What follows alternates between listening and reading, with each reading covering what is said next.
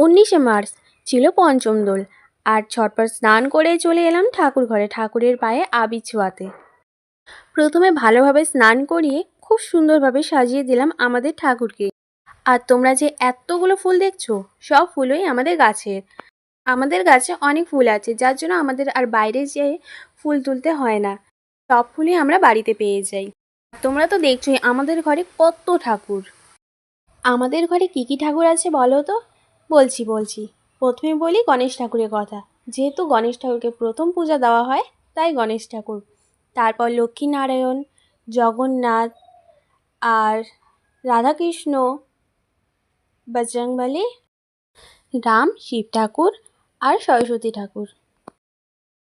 বছরে তো দুটো দিনই পাই ঠাকুরকে রং লাগানোর, এক দোল পূর্ণিমা আর 2 পঞ্চম দোল।